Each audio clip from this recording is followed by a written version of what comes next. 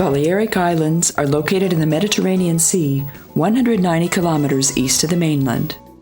Ibiza, Menorca, Formentera, and Mallorca have all become popular tourist targets due to their favorable location and climate. From May to October, the sun shines 10 to 11 hours a day.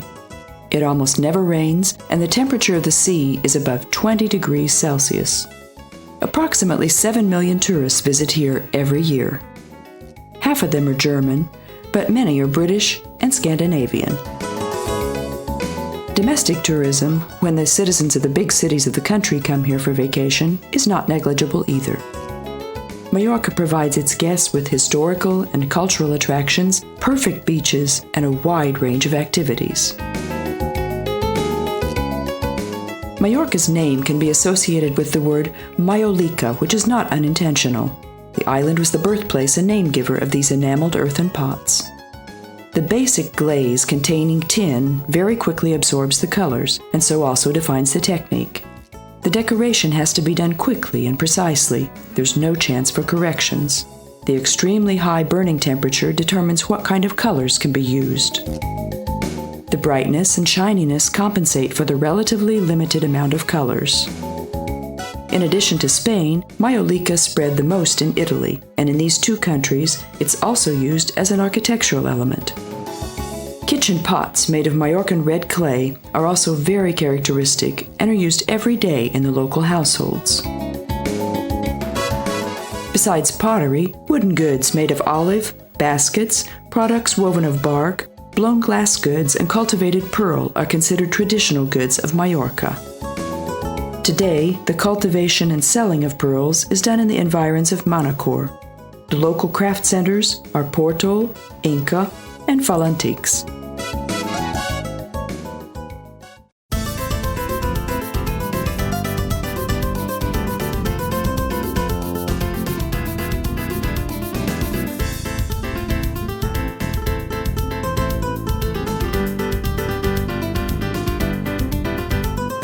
Many think that the capital of the island, Palma de Mallorca, is the nicest city of the Mediterranean Sea area. Already James I thought the same, in spite of the fact that he hadn't seen the famous cathedral that was built by his order.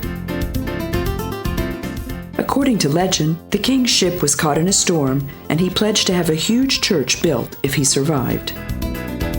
The Mallorca Mosque in Medina was demolished, and construction began on a new Gothic church in its place, according to plans by Guillem Sagrera. The last stone was placed 130 years after the architect's death, but restructuring was carried out on it throughout the following centuries. Even the outstanding representative of Spanish architecture, Antoni Gaudí, added his own ideas to it. His modern, slightly bizarre vision became embodied in the wrought iron canopy above the altar, decorated with lamps, tapestries, and a colored crucifix. The outside walls are made of the golden yellow limestone of the Santony quarry, and snow-white marble from Carrara was used for the interior. The cathedral in Palma is larger than the one in Colom. The buttresses spaced closely together radiate an unusual and powerful atmosphere. 14 columns hold the 44-meter-high ceiling of the main nave. Its huge rose window, measuring 11 meters across, is the largest in the world. The windows, decorated with figures or geometrical forms, reflect the sunshine in every color of the rainbow when the sun shines through them. 9 bells peal in the tower, built in 1389. Capella de la Trinitat is the resting place of the Aragonian kings James II and III.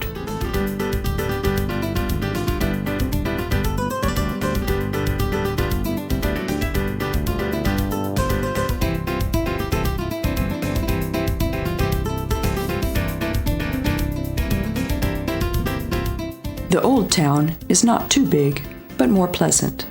The elaborately decorated churches with their fragrance of incense, dignified medieval palaces, and gleaming public buildings are all equally proof of the former richness of Palma. The dark-walled buildings are shut off from the world by huge wooden gates, preventing passers-by from seeing the richness of the interiors.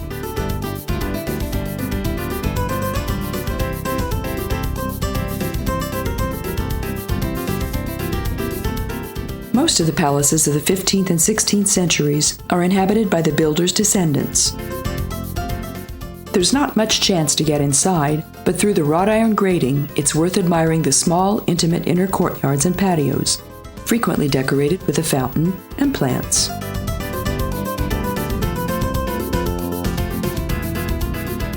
Here, the streets are mainly wider and straighter. The houses are higher than expected.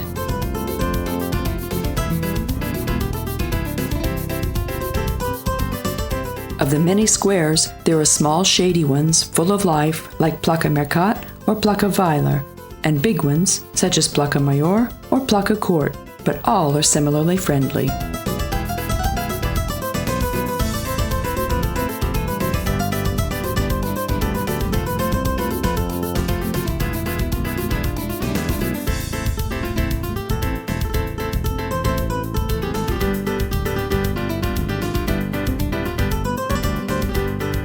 The Ayuntamiento, the city hall, stands on the Placa Court, surrounded by arcaded houses.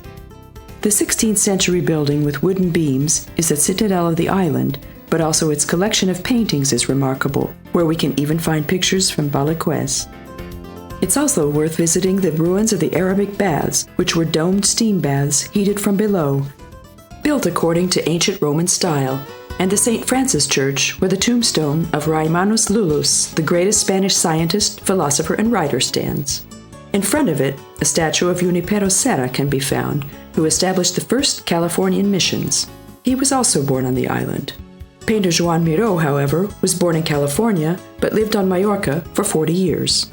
His house is an art center today, with picture gallery and library and a permanent exhibition in his former atelier. Palau Episcopal, residence of the archbishops of the cathedral, is also a notable building. The Casa Oleza is fascinating with its yards connected by wide archways, stairs, and balconies, which could be the scene of a Shakespeare drama. Once, Placa Millor was the city marketplace. Today, we can buy vegetables, fruits, fish, and other foodstuffs in the covered mercat. Baratillo is even more important for tourists, as a second-hand market is held there on Saturday mornings.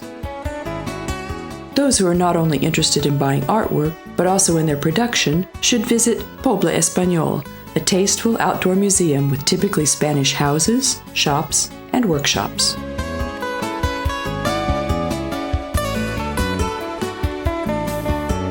The Museum of the Cathedral is a rich storehouse of religious treasures. We can see here reliquaries, golden crucifixes decorated with precious stones, and other treasures. The Moorish conquest forms a thread running through the history of Spain, Portugal, and Morocco.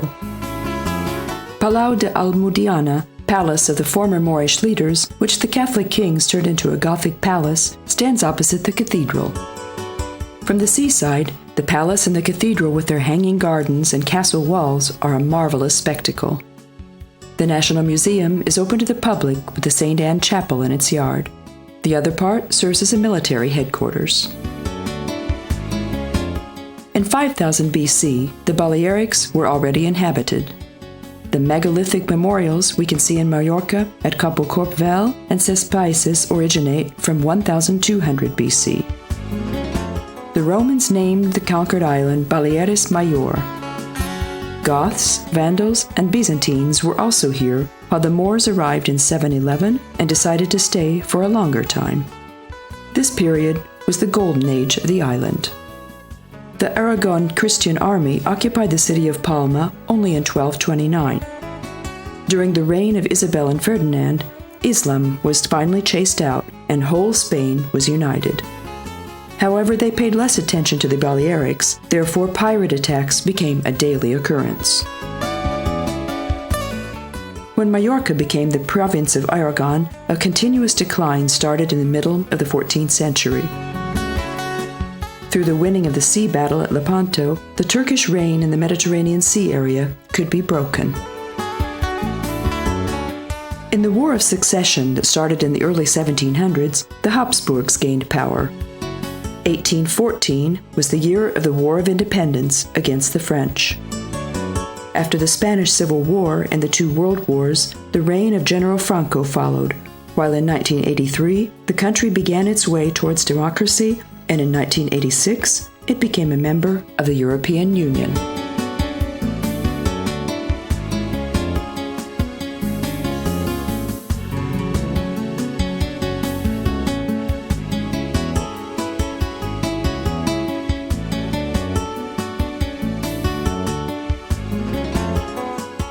The open-air stage of Parc de la Mar under the city walls is the location of occasional performances where it's a pleasure to have a cool rest next to the big pool. The exit of the huge underground garage leads here. It's best to park here if we wish to visit the cathedral, the Almudena Palace, or the Old Town, but by starting here, we can also walk all over the harbor.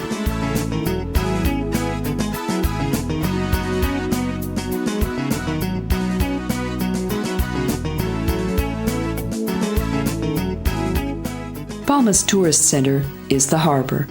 Observing from the front of the cathedral, it can be easily seen that long piers divide it into several parts. Accordingly, we can find here a fisherman's harbor, a ferry harbor, and a yacht harbor, plus a special one for the pleasure boats. The 1-hour ship journey throughout the capital departs from here. A bicycle path runs along the pier, but we can also go by hansom cab. Understandably, a majority of the restaurants here, regardless of their price category, specialize in fish and seafood. Because of the view of the city and the harbor, it's worth visiting the other royal palace of Palma Castel de Belvoir. Today, a historical museum can be found in the former residence of James I and II, while in the yard, surrounded by massive walls, classical music concerts are held on summer evenings. Watching from outside the walls, we don't even suspect how romantic the inner courtyard is, with the loggias around it.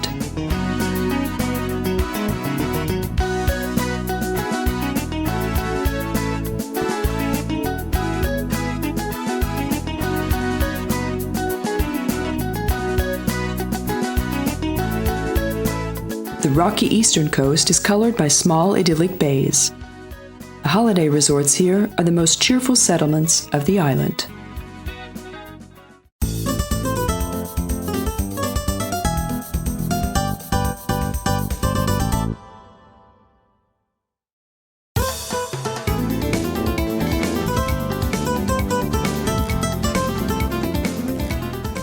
The tourist factory, Playa de Palma, attracting sizable crowds, is close to the capital. The 8-kilometer-long sandy beach is divided into 16 sections. Its decorative promenade is used by walkers, bicycles, small trains, and hansom cabs. The hotels along the way have a capacity of nearly 40,000 beds. The huge German-style beer cellars, the loud discotheques, and the crowds frighten a lot of people away from here. In defense of Mallorca, we have to mention that the island does everything to please everyone. The countless quiet, small, pine-scented inlets with birds singing provide accommodation to those who want to avoid places similar to Playa de Palma. The centrally idealized and supported tourist program of the 60s placed emphasis on serving as many guests as possible. This was General Franco's great economic miracle. The miracle of the 80s transferred the emphasis from quantity to quality. Today, Spain and Mallorca do their best to repair the damage to the reputation. The autonomic Balearic Parliament presently forces hotel builders to supply one 60-square-meter green area per guest bed. In addition, a new hotel can be built only if an old one is destroyed. More than 1/3 of the island has been declared a nature conservation area. The strict measures brought results at the beginning of the 21st century, something every visitor can convince himself of. Of course, there are those who like the busy life, which is concentrated on the beach during the daytime and the discos at night. This is their place. Even in low season, there's no need to be bored. Dozens of cinemas and casinos are available. Aqua City, built in the Sarenal, with its 150,000 square meter area, is the country's largest and nicest establishment of this kind. The variety of restaurants, snack bars, and bars is even enough to confuse tourists. Italian pizzerias, English pubs, German beer cellars, Scandinavian and Chinese restaurants are here. But of course, there's also the possibility to try the specialties of the Mallorcan cuisine.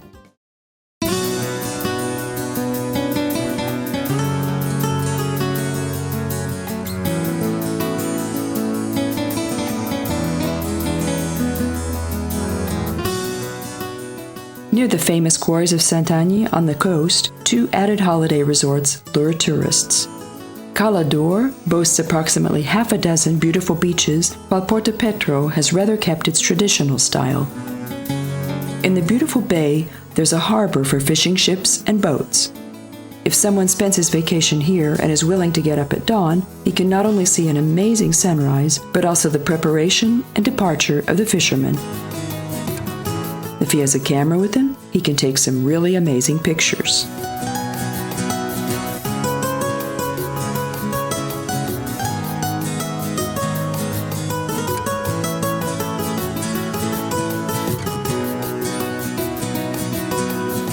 The local specialty is the boat garage, with 2 winged, green-painted doors opening to the water.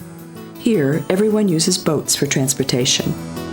The villagers can visit their neighbors faster by boat than by car. Probably the income of tourism covers the expenses of the streamlined motorboats which lie peacefully next to old barges that are held together only by their paint. We can see more and more streamlined, snow-white luxury yachts anchoring here, since their foreign owners leave them here the whole year.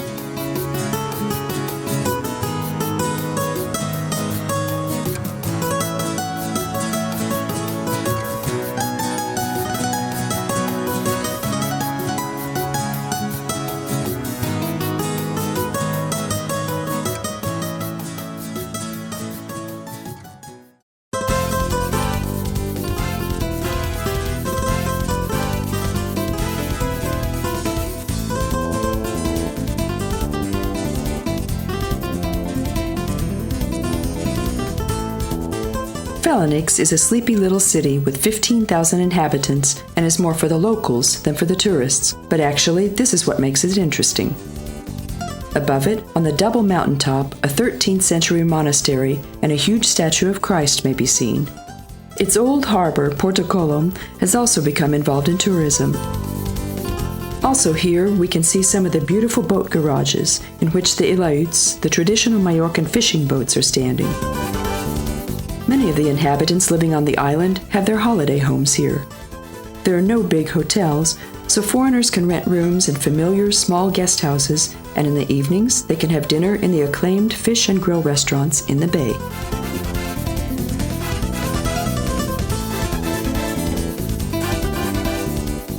Porto Colom, as dozens of other cities, emphasizes the fact that Christopher Columbus was born here. As proof, they mention the name of the city, which they think is equal to the argument Genoa produces. Actually, they don't need further promotion. They wouldn't have the capacity to put up more tourists anyway, but of course, it's a matter of principle.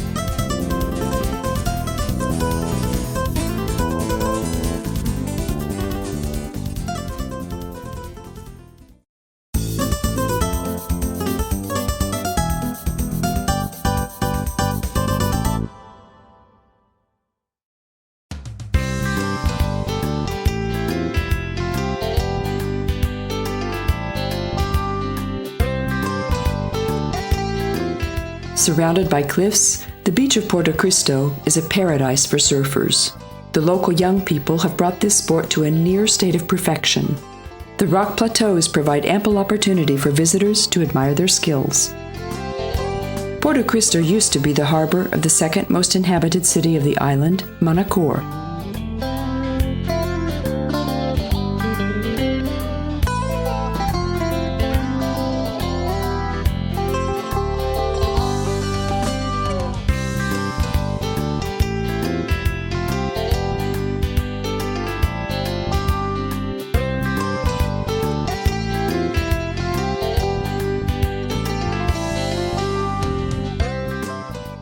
On the coast, waves break on beautiful rock formations on huge arches. Here we can already see the harbingers of those geological formations that created the caves of the vicinity.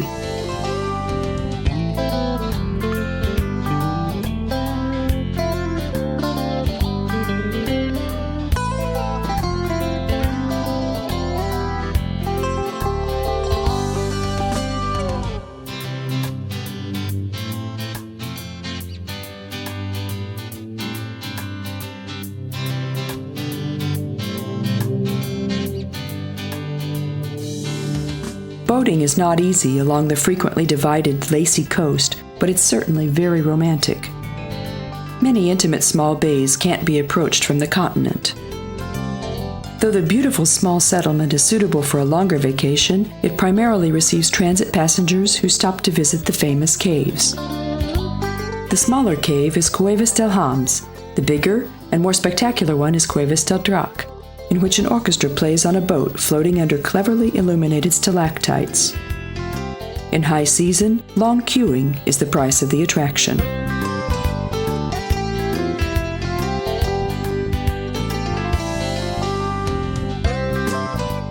Dragon Cave was excavated in 1896 and is the largest underground cave with a lake in the world.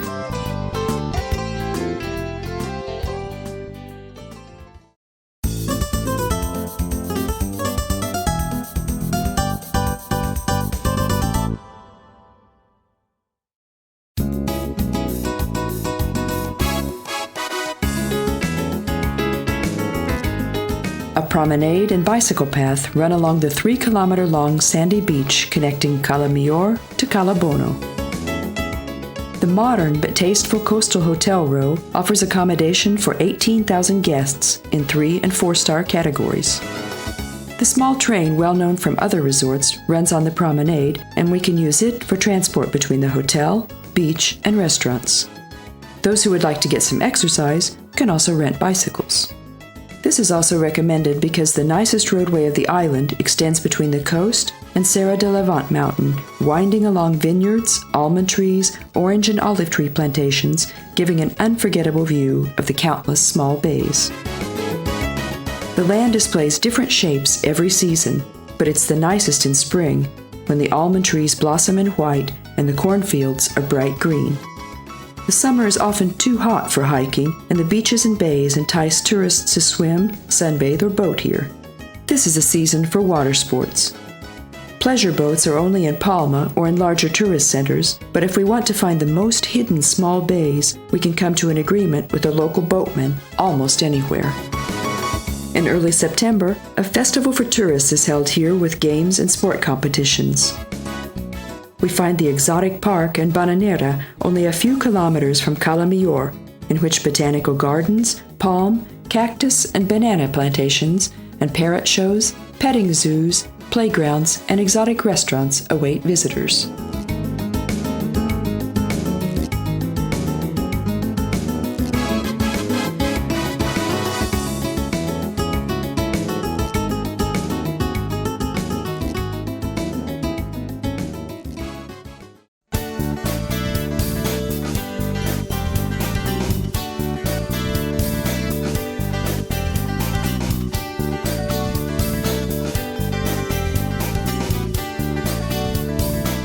Cala Ratjada, or the Bay of Rays, is an idyllic small fishing harbor with only 2,500 inhabitants. During summer, even as many as 10 times more people mill around in the small cliff inlets surrounded by pine trees. The fishermen return to the harbor with their catches in the afternoon. At this time, restaurant workers and housewives stand in queue for fresh goods. In July, a spectacular ship parade is held on the day of St. Peter and Paul in honor of the fishermen's patron saint. The nearby quaint small town, Cap de Pera, offers us the largest and most intact remaining fortress of the island. The ring road Via Cintura helps us to avoid the capital on our way to the beaches built to the west of Palma.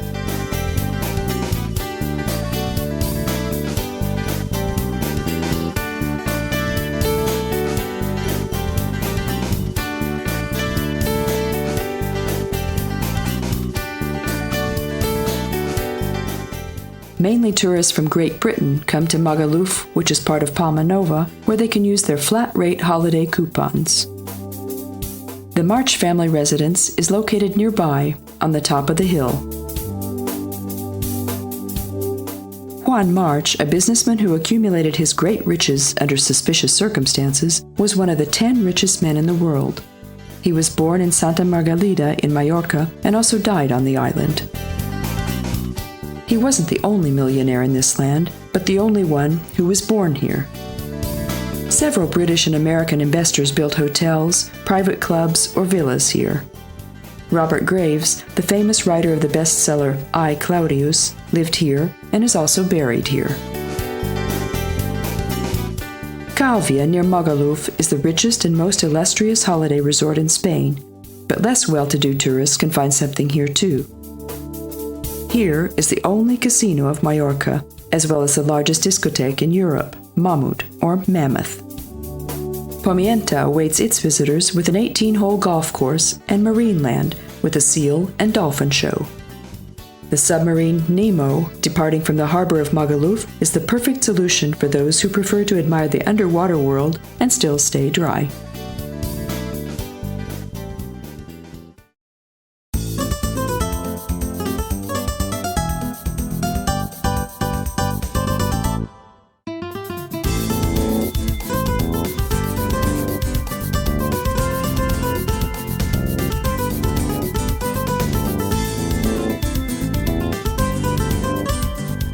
Santa Ponsa is a holiday resort built together with Magaluf, popular with foreign sailors who like to visit its fjord-like bay.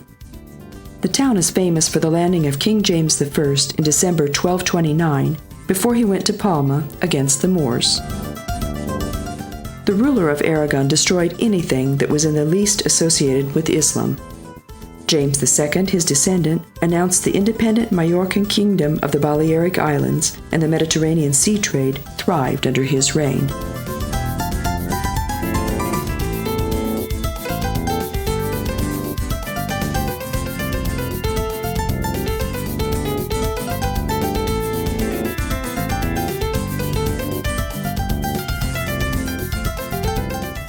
The Cruz de la Conquista, meaning Crucifix of Conquest, indicates the place where the king landed. Today, nothing else reminds of the past except the beautifully restored crucifix.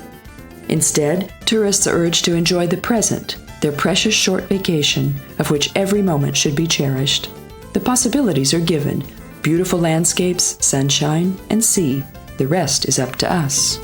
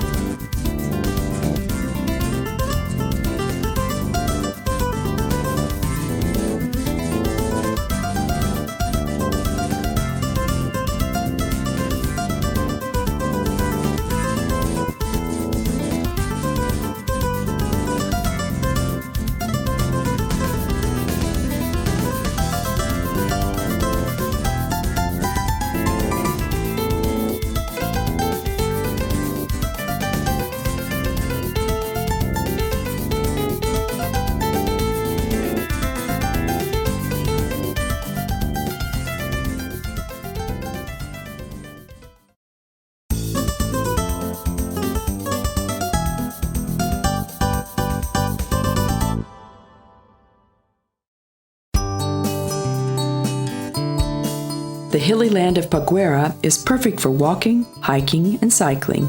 The coastal promenade was built in 1997, and since then, the number of small hotels and restaurants has been increasing steadily. A lot of German tourists come here, and several famous people have bought villas for themselves. Top model Claudia Schiffer has engaged the Spanish star architect Pedro Otsup to build her house 2 kilometers away in Camp de Mar. The rich and famous like to have dinner in the small restaurant called Sileta, which is built on the water and can be approached only by a wooden pier.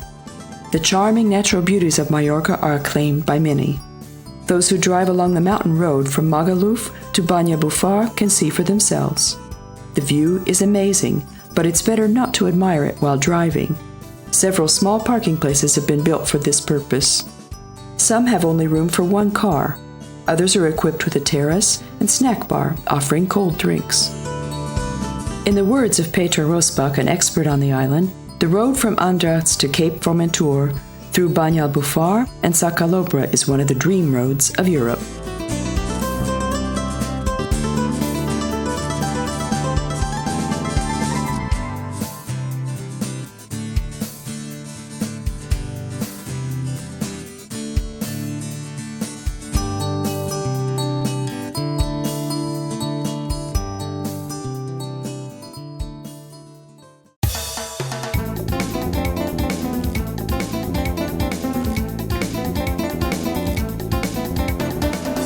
The most breathtaking section begins at the northern part of Tramuntana.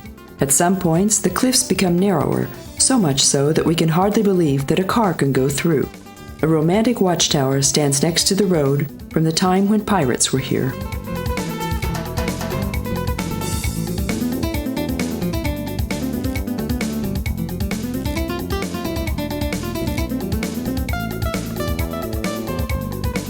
After each turn, a new fascinating picture unfolds before us. Deep blue sea, silvery crown of very old olive trees, immense stone terraces, ochre-colored houses, and cliffs dramatically towering above them. Banalbufar, with 1,000 inhabitants, is perhaps the nicest fishing village of the island. The mother village above is built on terraces from the Moorish ages. The whole area is a nature reserve, in spite of the fact that it's privately owned. Wonderful cliffs rise from lush tropical vegetation. Evergreens and bushes with flowers of 1,000 different colors cover the mountainsides.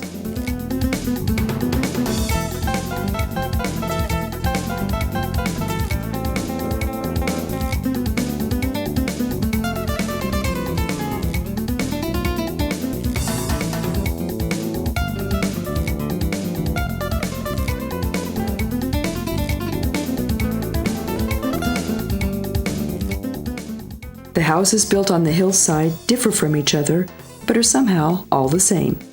They're the same in the choice of materials, in the beautifully built stone walls, in their colors, and in the uniform usage of window shutters and terracotta tiles.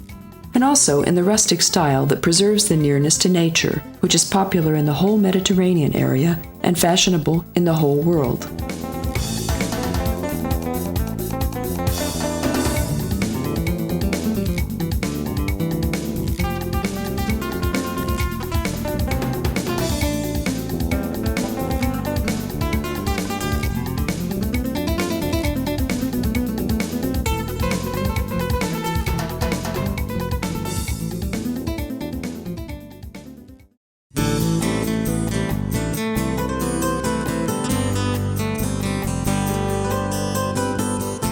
Valldemossa, the wild shore, built 420 meters above sea level, is a favorite target of the Mallorcan Costa Brava.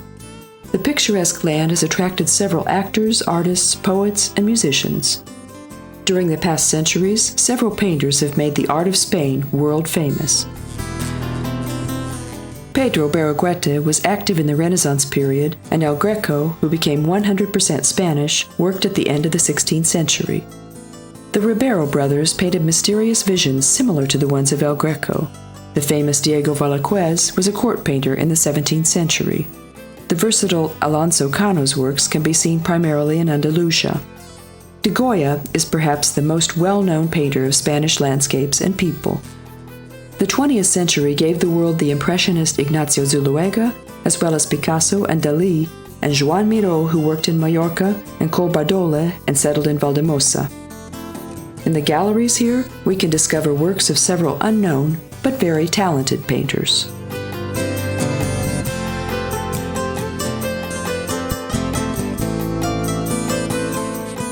The main site of the city is the Cartouts Monastery, originating from the 14th century.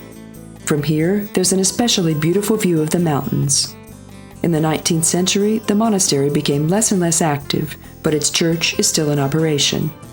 In 1838, the seriously ill Chopin lived here. His piano and some of his scores can be seen in a memorial room. Because of his worsening tuberculosis, the composer and pianist of French-Polish origin moved to the island because of its pleasant climate, even in winter. Georges Sand, his partner with a scandalous life, also moved with him. Here we can see the original manuscript of her book written here, entitled One Winter in Mallorca. In the 16th century, Catalina de Toma, the only Mallorcan saint, was born in the house next to the church. This place also attracts famous artists of our days. Why did the popular actor Michael Douglas decide to invest a part of his significant fortune here? Some years ago, the super-elegant club Costa Nord was opened here. It's known by Kirk Douglas's son Michael, the star of such films as Romancing the Stone, Fatal Attraction, Wall Street, and Basic Instinct.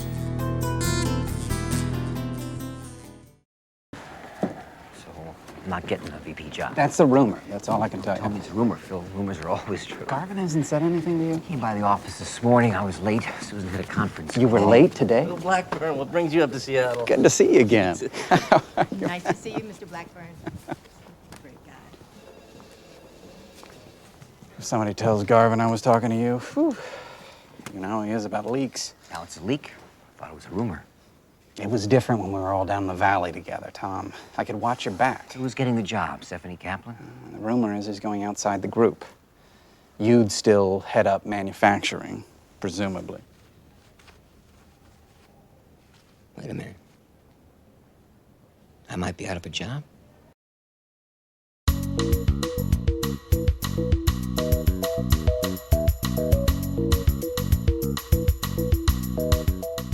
On the way from Valldemossa to Deia, we find Els Ermitans, a small hermit house, where monks live according to St. Paul's laws even today. As the view from here is beautiful, those who know the country often take walks and have picnics here.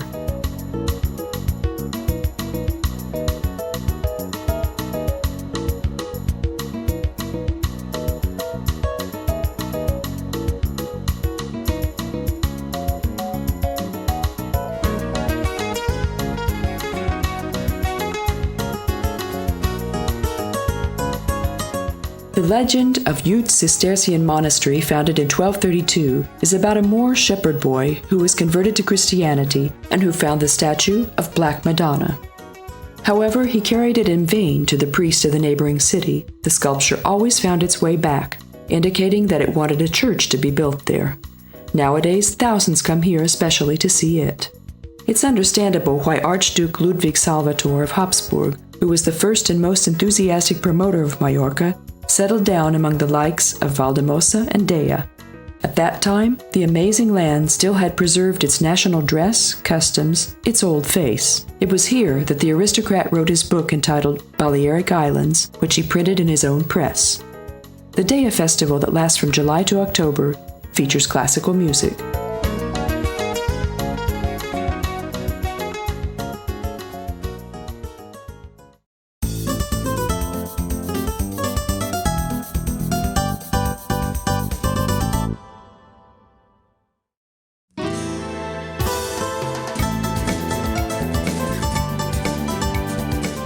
A recent addition is a tram which connects Sóller to the capital, and in order to shorten the long, winding mountain way, a tunnel has been built on the public road. These two facts also emphasize the importance of Sóller and how frequently it's visited. The town has an especially mild climate and is situated in the middle of Valle de los Naranjos, namely the Valley of Oranges. The name Sóller refers to gold, and it used to be the summer residence of the Moor rulers. The highest mountain of the island, the 1,445-meter Puig Mayor, towers above the city. Sóller is a unique city, and today the basis of its richness is tourism. Indisputably, this is the most valuable place of Mallorca due to its beautiful location and its San Francisco-style nostalgic streetcar. The city train is a rather anachronistic sight as it rattles its way along the sunny beach.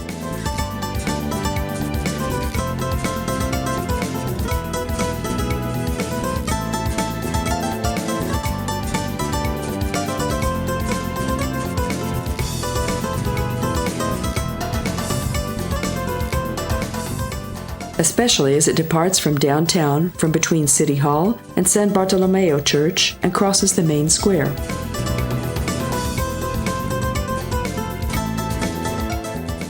and also the terrace of a large cafe.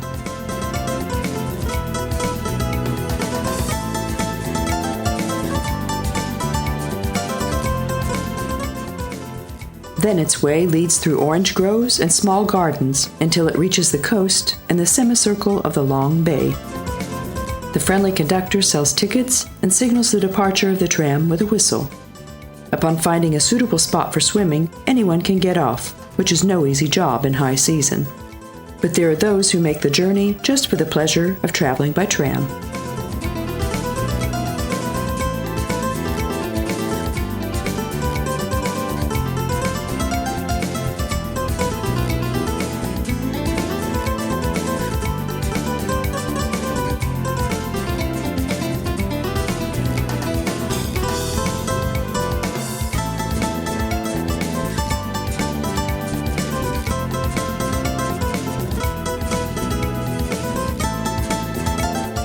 There are beautiful views from almost all points of the bay. However, most visitors go to the lighthouse, from where they can have a view of the angrily surging water.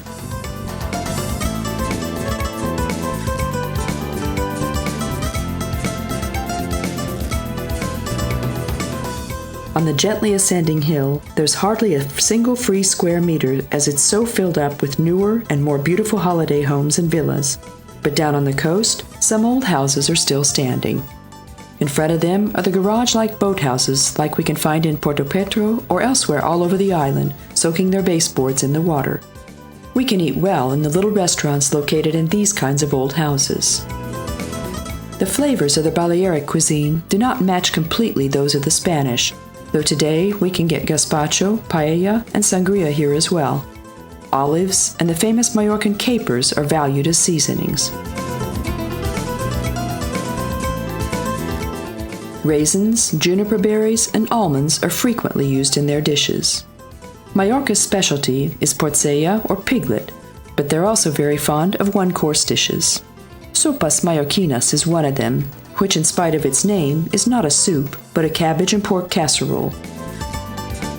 Yon am col is meat stuffed in cabbage leaves. Lamb is very popular, but venison and rabbit even more so. Soprasada, a flaming red soft sausage, is well known even among tourists. Vegetable dishes can mostly be compared to the Greek moussaka.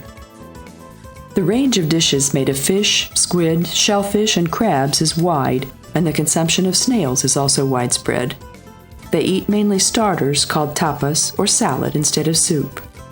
Pastas, cakes, sweets, and of course fresh fruits are excellent. There are many fine Mallorcan wines, and the specialties of the island are the different citrus liqueurs. Anise brandy is also a local specialty. Teetotalers can taste fresh orange juice or almond milk, called horchata.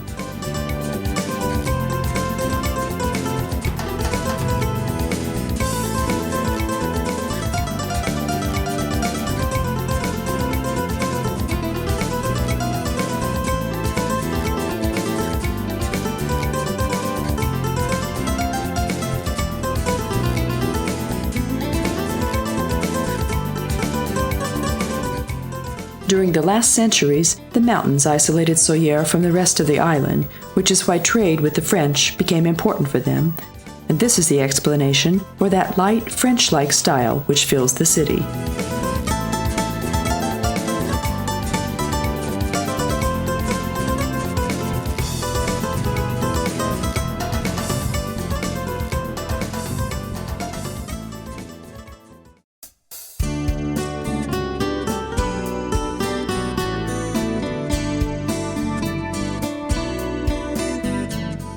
Wild cicadas chirp, the fragrance of pine trees, sparkling sunshine, sky-high wild cliffs, below among the pines the turquoise blue bay and the white sand.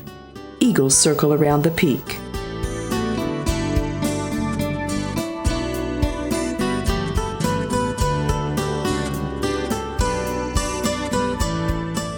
The coast of the Mediterranean Sea is full of beautiful beaches. Each can be loved for a different reason, but there are few so special as the Calobra. The fascinating round rock basin is like a stadium. Inside, there's a pebbly beach created by the rolling estuary of a wild stream. It's a bit like the scenery of spectacular Western films. If you want to skip the tiring climb, you can get there in two different ways. From Soyer, a more than 30-kilometer-long steep road full of 360-degree turns, the so-called Snake Serpentine, leads here. Well-built pedestrian tunnels lead from the parking lot to the beach. The other possibility is the voyage from the harbor of Soyer, promising totally different sights. However we come, we'll experience the most interesting swimming experience of our life, though in high season, we have to share this with a few hundred other people.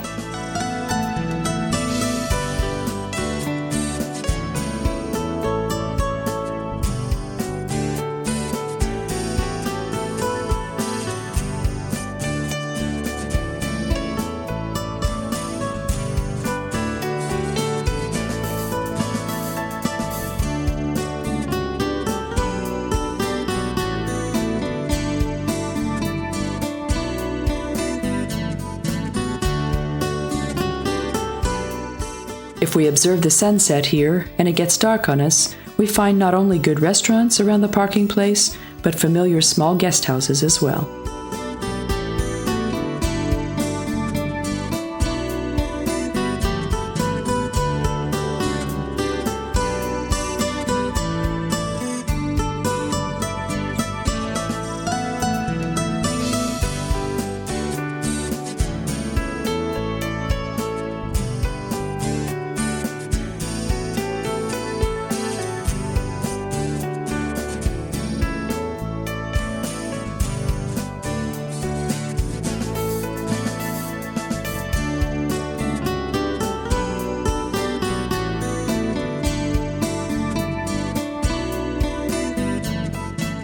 We can have beautiful trips in the wildly romantic land.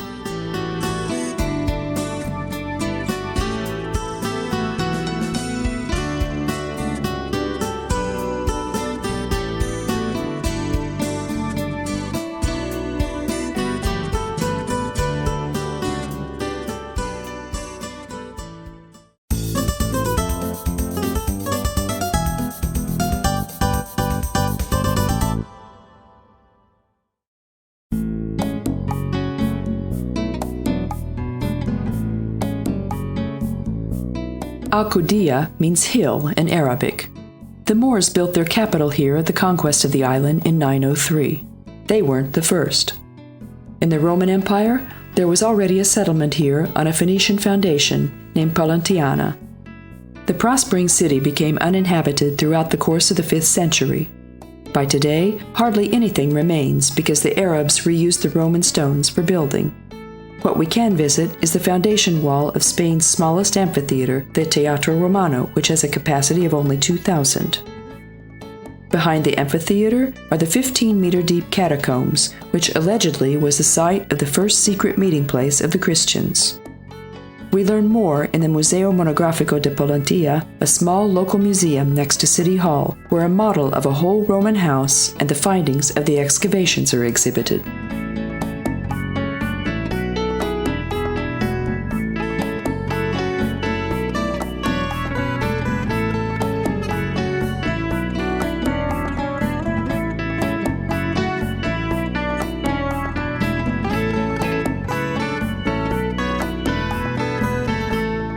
Quicksand accumulates to the west and gradually changes to choppy sand dunes. It's quite surprising how rich the fauna of the dunes is. Next to unassuming small bushes, we come across special white flowers. We should take care of these strictly protected rare plants.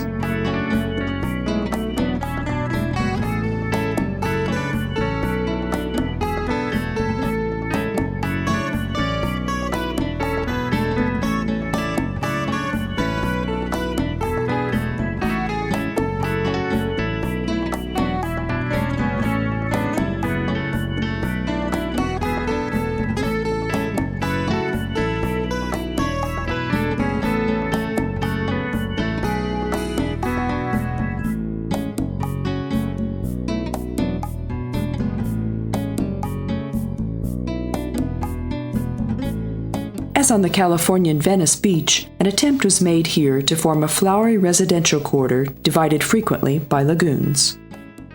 The apartments can be rented, but also purchased under favorable conditions. Boats run on the small channels, and slender bridges span them. This small settlement extending from the reservoir to the beach is especially pleasant. In the downtown area, in front of the shops, we can get on handsome cabs as well, taking us to the beach or the harbor.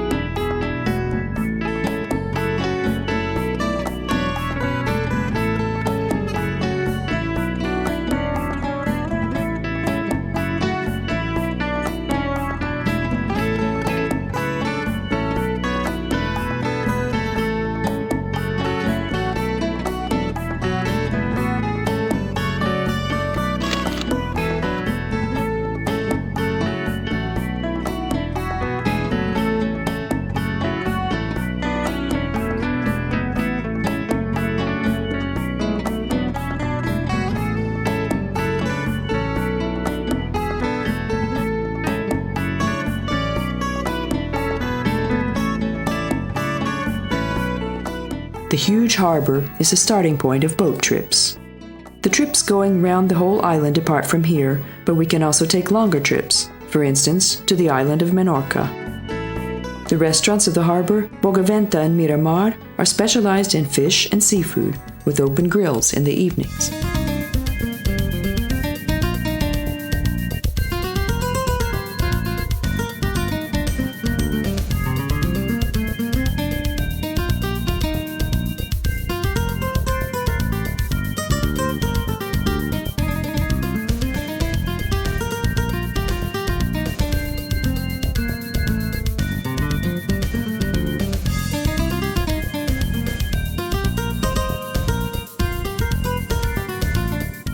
The remaining parts of the city wall and city gate, Casa de la Portea, are the decisive monuments of Alcudia.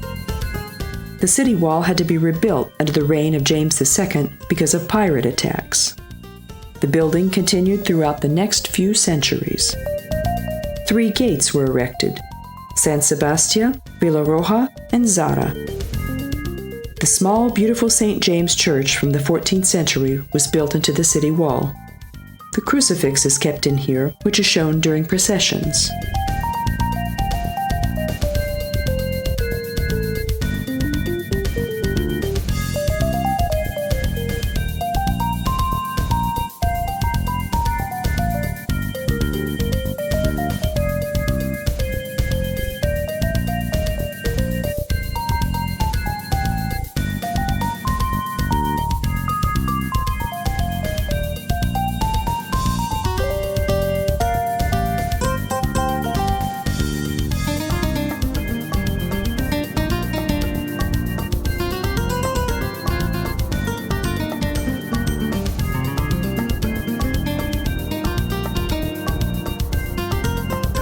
From Alcudia, it's worth going on a trip to the Formentor Cape that extends 13 kilometers into the sea, to the lighthouse, or into the windsurfer's paradise of Pollensa Bay, where the most shellfish can be found in the coastal sand.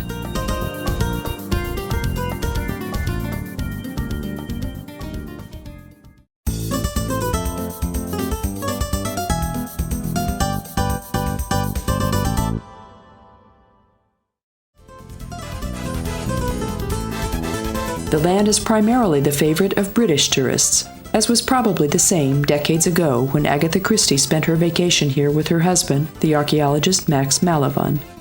The memory of their vacation is the crime novel entitled Pollensa Bay. Lovers of extreme sports can try out the latest fad, the kite, which is a mixture of windsurfing and gliding.